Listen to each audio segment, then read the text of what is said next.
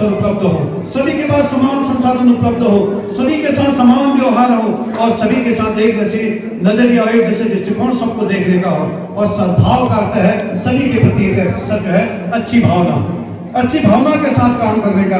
लेकिन दोनों बातें अलग अलग है। जब तक किसी समाज में समानता नहीं होती है, समता नहीं होती है, तब तक उस समाज में सद्भावना नहीं आ सकती है।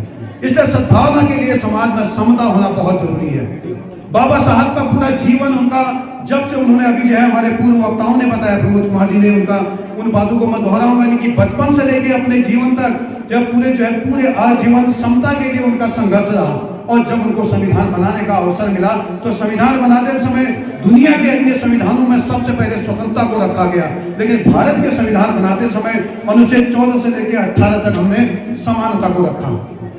मतलब साफ था कि भारत में स्वतंत्रता से पहले समानता की आवश्यकता है।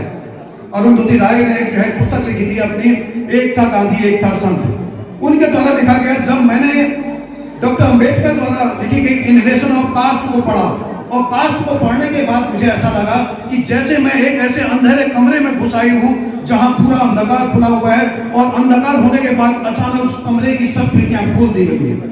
जब खिड़कियां खोल दी गई, अक्सर हमारे व्यवहार में और सिद्धांतों में कितना अंतर होता है।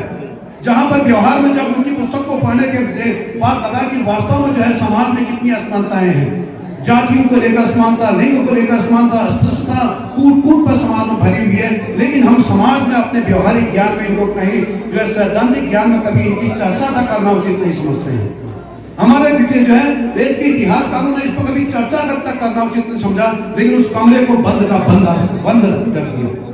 आज यही बात जो है, ये प्रयास आज यहाँ पर किया गया है। कोई भी कमरा बंद रखने से जो है कभी भी जो है यहाँ पर नहीं जा सकती है। जैसे कि जो है आंधी तूफान में जो अगर हम आंख बंद कर लेने से आंधी तूफान बंद नहीं हो जाता है। अगर हमारे अंदर से होता है तो उस आंधी तूफान में भी हम रेत के साथ जो है अपने सीने पर खड़े रहे और आंखें खुली रखें तो उसका समाधान वहां पर हो सकता है। एक यहाँ पर जो है बाबा साहब का पुण्यतिथि है, पूरे देश ही नहीं पूरी दुनिया भर में मनाया जाता है। भारत का ऐसा कार्यक्रम है जो स्वेच्छा से स्वप्रेरित होकर मनाया जाने वाला कार्यक्रम है, डॉक्टर अंबेडकर की एक जीवनी और एक उनकी पुण्यतिथि। अन्यथा जितने भी हमारे सरकारी महापुरुषों के कार्यक्रम हैं वो सभी कार्यक्रम हमारे सरकारी खर्चे पर तय किए जाते हैं। लेकिन ये बाबा साहब के जो है जीवन और उनकी महापरिनिर्वाण का जो कार्यक्रम होता है वो समाज द्वारा स्वप्रेरित होकर और आपस में जन सहयोग के माध्यम से आगे बढ़ता है। इस कार्यक्रम में एक जो है महात्मा गांधी जी की जो है फोटो लगाई गई है। उस फोटो के साथ ठीक हमारे राष्ट्र के दो नायक थे, गांधी जी और अंबेडकर जो नायक थे, उनकी चर्चाओं को उस पर जो है वाद विवाद का अगर हम यहीं पर उसको भी बंद कमरे की तरह छोड़ दें तो यह इतिहास के साथ अन्याय भी होगा। बाबा साहब और जो है बाबा साहब का सबसे पहला परिचय महात्मा गांधी जी से 14 अप्रैल 1930 को मुंबई में हुआ था। जब बाबा साहब इस जो है प्रतिनिधि गोलमेज सम्मेलन में प्रतिभाग करने जा रहे थे तभी वहां पर परिचय हुआ। परिचय से पूर्व स्पष्ट था कि जो है वो भी जो है बाबा साहब भी हिंदू जो है सिख और ईसाई और मुस्लिम की तरह अलग प्रतिनिधित्व की वहां पर मांग कर रहे थे। उस मांग के दौरान गांधी जी उनसे बात करना चाहते थे। गांधी जी इस बात के लिए तो तैयार थे कि भाई ठीक है, सिख है, मुस्लिम है, हिंदू है, सबके लिए हम बात अलग पृथक निर्वाचन की बात कर सकते हैं, लेकिन जो भारत के हिंदू समाज का जो एक अंग है उसके लिए यह करना उचित नहीं है, इसके दूरगामी परिणाम अच्छे नहीं होंगे। तो वहां पर एक संवाद होता है दोनों अम्बेडकर और गांधी के बीच में। गांधी जी कहते हैं कि अम्बेडकर, आप जानते हैं कि आपका जन्म भी नहीं हुआ था, यानी कि वैचारिक जन्म, आपका वैचारिक जन्म भी नहीं हुआ था। मैं तब से दलितों और इस देश के अस्पृश्य लोगों के लिए काम कर रहा हूँ और हमारी कांग्रेस पार्टी के द्वारा 24 जो है लाख रुपया पूरे देश भर में खर्च किया गया है और हमारे द्वारा रचनात्मक कार्य भी किए जा रहे हैं पूरे देश में अस्पृश्यता के उन्मूलन के लिए। आप भी इन बातों से परिचित हैं।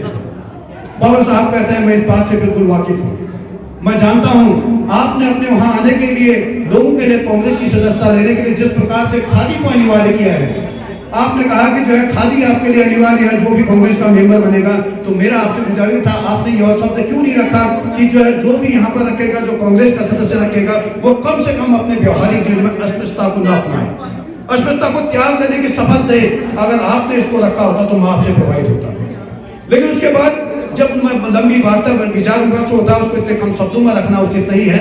लेकिन उनके बाद कहना था कि उन्हें बाबा साहब का इस बात पर अपना स्टेटमेंट था कि इस देश में जिस प्रकार के प्रयास आपके द्वारा किए जा रहे हैं, प्रवचनों के माध्यम से किए जा रहे हैं, वाचन के माध्यम से किए जा रहे हैं, इस प्रकार के पूर्व प्रयास बहुत से साधु महात्मा आए, महात्मा बुद्ध आए, कबीर आए, रैदास आए, और भी जो है यहाँ पे चैतन्य महाप्रभु आए, और भी महापुरुष आए, लेकिन उसके बाद भी क्या इस देश से जातिगत भेदभाव और अस्पृश्यता खत्म हुई है?